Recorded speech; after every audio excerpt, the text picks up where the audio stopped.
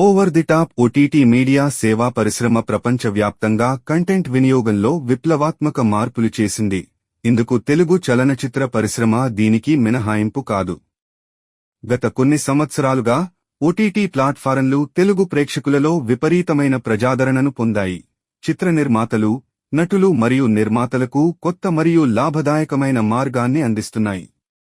సాంప్రదాయకంగా థియేట్రికల్ రిలీజ్ల ద్వారా ఆధిపత్యం చెలాయించే తెలుగు సినిమా ఓటీటీ ప్లాట్ఫారంల ఆగమనంతో గణనీయమైన మార్పును సాధించింది. కోవిడ్-19 మహమ్మారి ఈ పరివర్తనను వేగవంతం చేసింది. థియేటర్లు మూసివేయబడ్డాయి మరియు ప్రేక్షకులు వారి ఇళ్లకే పరిమితమయ్యారు.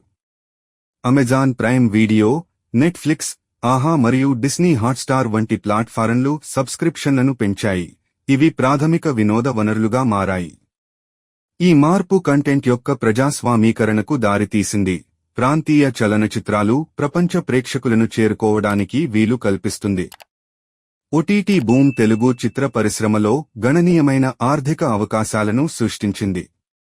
రచయితలు, దర్శకులు మరియు నటీనటులతో సహా కంటెంట్ సృష్టికర్తలు తమ ప్రతిభను ప్రదర్శించడానికి కొత్త ప్లాట్ఫారంలను కనుగొన్నారు.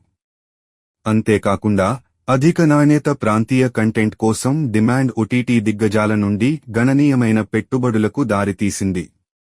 ఇది నిర్మాణ విలువలను మెరుగుపరచడమే కాకుండా చిన్న నిర్మాణ సంస్థలు మరియు స్వతంత్ర చిత్ర నిర్మాతలకు ఆర్థిక స్థిరత్వాన్ని అందించింది. ప్రయోజనాలు ఉన్నప్పటికీ ఓటీటీ విప్లవం దాని సవాళ్లను కలిగి ఉంది.